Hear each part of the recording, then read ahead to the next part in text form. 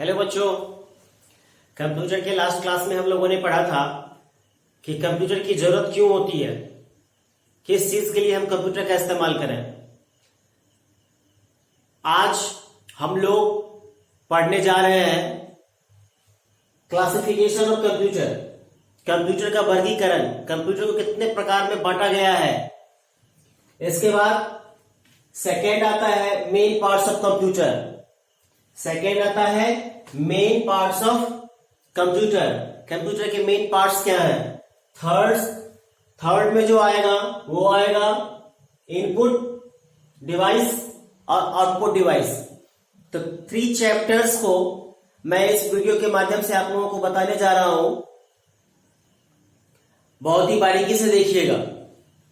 सबसे पहले मैं आप लोगों को बताना चाहता हूं कि क्लासिफिकेशन ऑफ कंप्यूटर, कंप्यूटर को कैसे बांटा गया। There are 3 types of classification, 3 तरह के वर्गीकरण किए गए हैं। फर्स्ट है based on hardware use, hardware uses, hardware के उपयोग के आधार पे इसको बांटा गया है। सेकेंड है बेस्ड ऑन वर्किंग मेथड, कार्य पद्धति के आधार पे, कंप्यूटर किस तरह से काम करता है इसके आधार पे इसको बांटा गया है। थर्ड है based on size and working method, third जो कंप्यूटर को बांटा गया है, थर्ड स्टेज में जो कंप्यूटर को बांटा गया है वो है साइज के आधार पे, कौन कंप्यूटर छोटा है कौन बड़ा है, साइज के आधार पे और वर्किंग मेथड के आधार पे, कार्य क्षमता के आधार पे भी उसको बांटा गया है। तो सबसे पहले आप देखते हैं कि based on hardware use, hardware क्या होता है। देयर आर 2 टाइप्स ऑफ, कह सकते हैं कि एक होता है कंप्यूटर में 2 तरह का पार्ट होता है, एक होता है सॉफ्टवेयर, दूसरा होता है हार्डवेयर। सॉफ्टवेयर वो होता है जिसे हम छू नहीं सकते हैं। मोटी मोटी भाषा में ये अभी हम समझेंगे कि सॉफ्टवेयर होता है क्या। तो सॉफ्टवेयर वो होता है जिसे हम छू नहीं सकते हैं। हार्डवेयर क्या होता है जिसे हम छू सकते हैं, जिसे हम फील कर सकते हैं। तो based on hardware use, hardware use के जैसे इसमें आता है कि जो फर्स्ट जनरेशन, कंप्यूटर के 5 जनरेशन अभी तक हुए हैं। First generation, second generation, third generation, fourth generation, fifth generation. अब बात आती है कि फर्स्ट जनरेशन कब से कब तक हुआ। तो फर्स्ट जनरेशन 1942 टू 1955, 1942 से 1955। सेकेंड जनरेशन 1955 से 1964।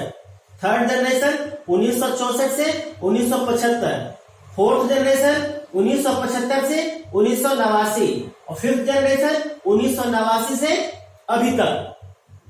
अभी जो हम लोग कंप्यूटर पे काम करते हैं, पता है वो कंप्यूटर कौन सा जनरेशन का है, वो फिफ्थ जनरेशन का कंप्यूटर है।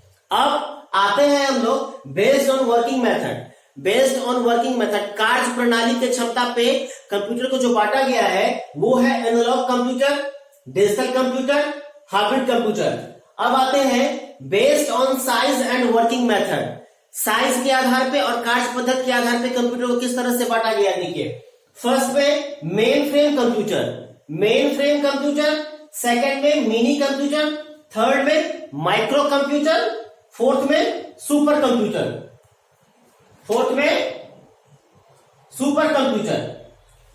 अब देखिए बात आती है कि मेन फ्रेम क्या है। तो मेन फ्रेम कंप्यूटर का जो साइज होता है ना बहुत बड़ा, पहले के जमाने में जो हुआ करती थी कंप्यूटर का वो अभी हम लोग लैपटॉप को ले लेंगे तो लैपटॉप गोदी में रख के काम करते हैं। लेकिन जब ये मेन फ्रेम कंप्यूटर को बड़े बड़े रूमों में रखा जाता था, तो बहुत बड़ी चैलेंज थी। अब एक तो बहुत ज्यादा स्पेस लेता था और बहुत ज्यादा एक्सपेंसिव भी था और कार्य करने की जो क्षमता थी बहुत कम थी। उसके बाद आया मिनी कंप्यूटर का इस्तेमाल जो है, मिनी कंप्यूटर क्या है तो micro computer, main frame computer से छोटा मिनी कंप्यूटर का इस्तेमाल रेलवे स्टेशन पे आप लोग जाते होंगे टिकट काउंटर पे टिकट लेने के लिए, तो वहां पे मिनी कंप्यूटर का इस्तेमाल किया जाता है।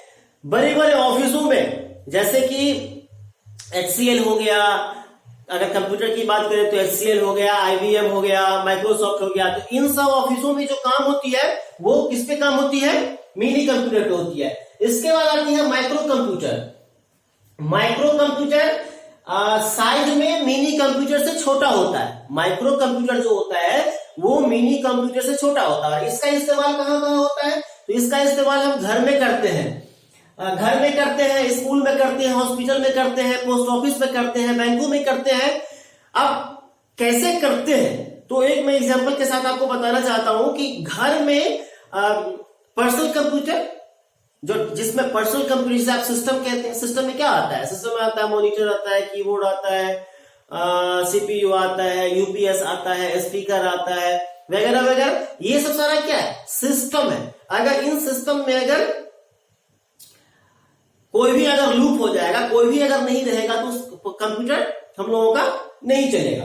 अब आती है सुपर कंप्यूटर। सुपर कंप्यूटर जो आज के डेट में बहुत ही महंगा है, बहुत ही महंगा है और सुपर कंप्यूटर बहुत फास्ट काम करती है। इसका इस्तेमाल बड़े बड़े रिसर्च इंस्टीट्यूट, साइंटिफिक वैज्ञानिक जो रिसर्च करते हैं, जैसे ISRO Indian space research organisation जो इंडिया की है, वो इसमें कौन सा कंप्यूटर इस्तेमाल होता है? इसमें सुपर कंप्यूटर का इस्तेमाल किया जाता है। अब हम लोग आते हैं सेकेंड स्टेज पे। सेकेंड स्टेज क्या है? तो मेन पार्ट्स ऑफ कंप्यूटर जानते हैं ना? कंप्यूटर अगर आप बोलते हैं कि मेरे पास कंप्यूटर है, उनके पास कंप्यूटर है, तो कंप्यूटर में क्या क्या है? कंप्यूटर किस तरह से कंप्यूटर काम करती है? देखिए main parts of computer, first is input unit. सबसे पहला जो पार्ट होता है वो होता है इनपुट यूनिट। मीन्स हम जो कुछ भी बोल रहे हैं, हम आपके सामने में बोल रहे हैं, इट्स कॉल्ड इनपुट। इसके बाद आता है सेकंड में स्टोरेज यूनिट, क्षमता। लास्ट क्लास में हम लोगों ने चर्चा किया था स्टोरेज डिवाइस, स्टोरेज मेमोरी। क्या होता है ये? अगर सिस्टम में इनपुट है उसके बाद किस चीज की जरूरत होगी? उसको स्टोर करने की। तो स्टोर करने के लिए क्या होगा? स्टोर करने के लिए हमको स्टोरेज यूनिट की आवश्यकता होती है। इसके बाद आता है थर्ड स्टेज जो आता है, इसका थर्ड पार्ट जो है वो है सिस्टम यूनिट। अब अभी मैंने बोला सिस्टम यूनिट एक पूरे प्रॉपर चैनल को, यानी कि पूरे कंबाइन अगर कर दिया जाए, कीबोर्ड को, माउस को, यूपीएस को, सीपीयू को, मॉनिटर को, सबको कंबाइन किया जाए तो वो होता है सिस्टम। तो सिस्टम यूनिट। अब सिस्टम यूनिट में 3 पार्ट्स आते हैं। फर्स्ट आता है कंट्रोल यूनिट। कंट्रोल से क्या समझ में आती है? अगर ऐसे मोटे भाषा में अगर समझे, कंट्रोल मीन्स क्या होता है? नियंत्रण करना। तो कंप्यूटर में जो कुछ भी काम होता है, जो कुछ भी कंप्यूटर परफॉर्म करती है, इंफॉर्मेशन आपको प्रोवाइड करती है, इंफॉर्मेशन आपको देती है, वो क्या है? अगर कंट्रोल यूनिट अगर सिस्टम में नहीं होगा तो वो क्या होगा? वो काम नहीं करेगा। सेकेंड है एरिथमेटिक लॉजिक यूनिट। एरिथमेटिक बचपन से हम लोग पढ़ते आ रहे हैं। एरिथमेटिक में क्या होता है? अंक गणित। लॉजिक क्या होता है? तर्क, है ना? तो एरिथमेटिक लॉजिक यूनिट जिसमें आपको प्लस हो, माइनस हो, डिवाइड हो, वगैरह वगैरह, ये सब जितनी भी सारी क्या है? Arithmetic, mathematical operation. In another word you can say also mathematical operation. Third इसका जो स्टेज है वो है प्राइमरी और मेन मेमोरी। प्राइमरी और मेन मेमोरी।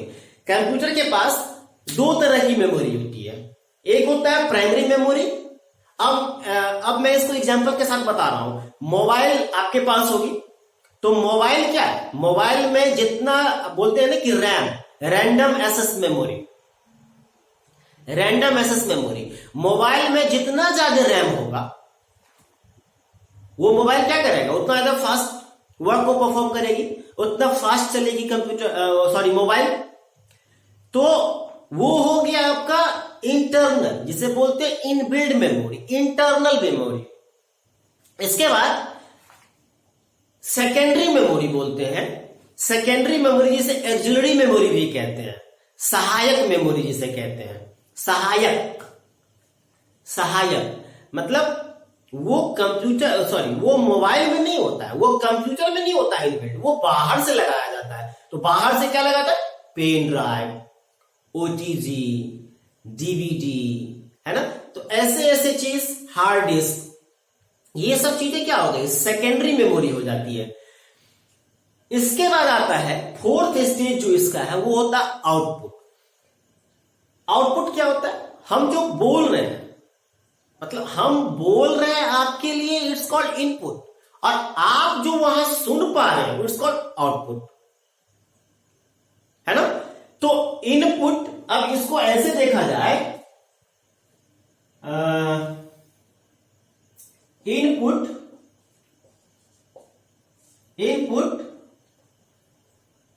आउटपुट,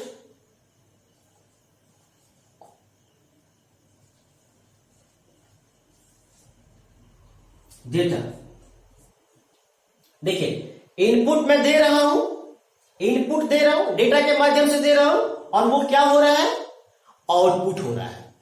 तो ये है इनपुट आउटपुट। अब बात आती है कि इनपुट, जब हम कंप्यूटर का इस्तेमाल करते हैं, मोबाइल का इस्तेमाल करते हैं, विभिन्न तरह की चीजों का इस्तेमाल करते हैं, तो हम लोगों को पहले ये क्लैरिफाई करना होगा, ये क्लियर करना होगा कि इनपुट क्या है, आउटपुट क्या है। तो आइए थर्ड स्टेज में हम लोग आते हैं, इनपुट डिवाइस। इनपुट डिवाइस क्या होता है? Keyboard, mouse, joystick. कीबोर्ड तो जानते होंगे, माउस भी जानते हैं, जॉयस्टिक एक ऐसा होता है जो गेम खेलने के लिए यूज किया जाता है। आप एग्जांपल के तौर पे देख सकते हैं जेसीबी, मिट्टी खोदने वाले जेसीबी को देखते हैं। जेसीबी में क्या होता है? लीवर होता है, इसको ऐसे पकड़ के ऐसे करके घुमाता है ना ड्राइवर, तो क्या होता है? अप्स एंड डाउन होता है उसका। तो वही जॉयस्टिक। उसके बाद लाइट पेन, प्रकाशीय पेन, लाइट पेन। आप लोग ऑनलाइन क्लासेस देखते होंगे, तो क्या होता है? लैपटॉप पे यहाँ पे नीचे पे लिखा जाता है, या फिर बोर्ड पे लिखा जाता है, वो पतला जो पेन होता है उसे लाइट पेन कहते हैं। इसके बाद आया आपका स्कैनर, किसी भी चीज को जो हम स्कैन करते हैं, स्कैनर। इसके बाद आता है बारकोड रीडर। बारकोड रीडर क्या होता है? तो सपोज बारकोड रीडर इस पे तो नहीं है। कोई भी सामान जब आप खरीदते हैं, जब आप कोई सामान खरीदते हैं, तो उसके नीचे में ना ऐसे करके देखिए, उसके नीचे में ऐसे करके लाइनिंग रहता है। यहाँ पे 1 2 3 4 9 6 रहता है। ये जो लिखी रहती है, ये जो रहता है किसी प्रोडक्ट के नीचे में जो ये रहता है, इट मीन्स कि इसकी सारी विशेषताएं, सपोज आप बोरो प्लस को ले लो, तो बोरो प्लस के नीचे में ये लिखा रहता है। इट मीन्स कि बोरो प्लस की क्या क्या विशेषताएं हैं, ये इसमें छुपी हुई रहती है। इसका प्राइस क्या है, इसका मैन्युफैक्चरिंग डेट कब है, इसका एक्सपायरी डेट कब है, इसके इंग्रेडिएंट्स, इसमें क्या क्या चीज को मिलाया गया है, ये सारी चीजें इसमें होती है। तो जब जाते होंगे दुकान पे, तो ऐसे करके एक छोटा सा रहता है, इस तरह से रहता है, टॉर्च की तरह से रहता है, उसको स्कैन करता है, लाइट जलती है, तो वो बारकोड रीडर कहलाता है। अब आती है माइक। हम लोग जो कुछ भी बोलते हैं, ये क्या है? ये क्या है? आप देख रहे हैं, ये माइक है।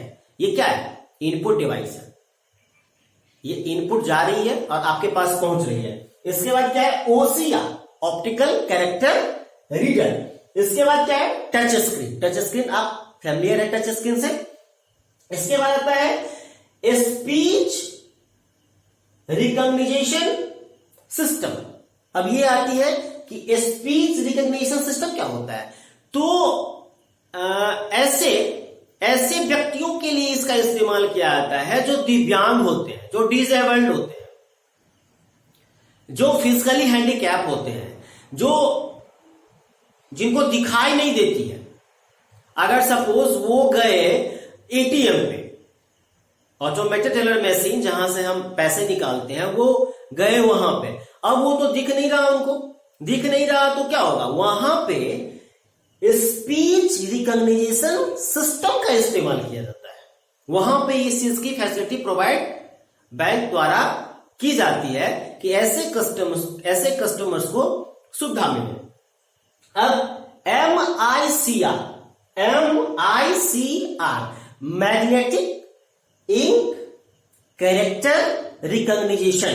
Once again I am repeating, magnetic ink character reader. अब देखिए इसका इस्तेमाल कहां होता है, तो जब बैंक जाते हैं हम लोग तो चेकबुक होता है, चेक होता है ना, चेक के नीचे में भी 1 2 3 4 ऐसे ऐसे ऐसे ऐसे करके लिखा रहता है। तो ये MICR का काम है, इसको रीड करना। इसके बाद ये हो गया input. Once again I am repeating, keyboard, mouse, joystick, light pen, scanner, barcode reader, mic, MICR, OMR, OCR। हाँ, OMR छूट गया। OMR optical mark reader. हम लोग जो एग्जाम देते हैं या फिर किसी कॉम्पिटिटिव एग्जाम में, अभी अभी आप लोग ओलंपियाड का एग्जाम देने के लिए गए थे, तो उसमें क्या मैंने क्या बताया था, किस तरह का उसमें आंसर शीट होगा। आंसर शीट ये बताया गया था आप लोगों को कि ये फर्स्ट क्वेश्चन है, फर्स्ट क्वेश्चन में ए ऑप्शन आएगा, बी ऑप्शन आएगा, सी आएगा, डी आएगा। तो जो अप्रोप्रिएट आंसर होगा, जो इसका एग्जैक्ट आंसर होगा, उसको क्या करना था आपको, कलर करना था। तो कलर करना था आपको। अब ऐसे करके 1 2 3 2 50 50 तक ऐसे है, 50 तक आपने किया। अब इसको चेक कैसे किया जाता है, इसका टेस्ट किया कैसे किया जाता है, तो इसका टेस्ट OMR के द्वारा किया जाता है। OMR optical mark reader. अब बात आती है आउटपुट। इनपुट तो समझ गए, इनपुट हम जो कुछ भी देते हैं सिस्टम को, वो इनपुट होता है। और दूसरा जो इसका पहलू है वो क्या है, output devices. Output devices, suppose मैंने लिखा CP Academy is the best institution, तो ये क्या हो गया आपका इनपुट थ्रू कीबोर्ड। कीबोर्ड के माध्यम से आपने टाइप किया CP Academy is the best institution. Okay, आपने टाइप किया, इसको देखोगे कहां पे, आपने वो दिया इनपुट। अब आपको क्या करना है, इसको आउटपुट में लाना है। तो वो लाएंगे मॉनिटर पे, जो हमें दिखाई देगा, it's called output device. Second is printer. आप अमूमन देखते होंगे कि जब आपको प्रिंटेड मटेरियल्स स्कूल में दिया जाता है तो कैसे होता है वो प्रिंट, आप लोगों के सामने में हम प्रिंट करते हैं, आप देखते हैं, तो क्या होता है, प्रिंटर जो होता है वो आउटपुट डिवाइस होता है। स्पीकर सब जानते हैं, स्पीकर जो आवाज निकलती है, जैसे हम अभी बोल रहे हैं, इसको जब आप सुनोगे तो कैसे सुनाई देगा आपको, स्पीकर के द्वारा सुनाई देगा।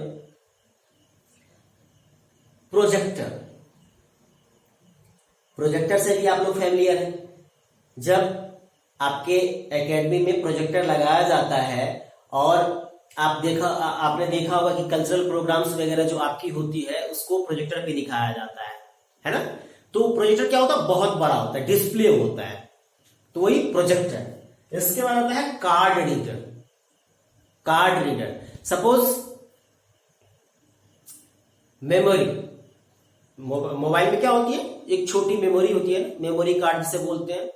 अब मेमोरी कार्ड को सिस्टम में लगाने के लिए या किसी अदर डिवाइस से उसको कनेक्ट करने के लिए, दूसरे डिवाइस उसको जोड़ने के लिए क्या करना होता है, उसमें हम कार्ड रीडर का इस्तेमाल करते हैं। और कार्ड रीडर में उस मेमोरी कार्ड को डालते हैं, जब जाके उसको क्या करते हैं, इंसर्ट करते हैं सिस्टम में या फिर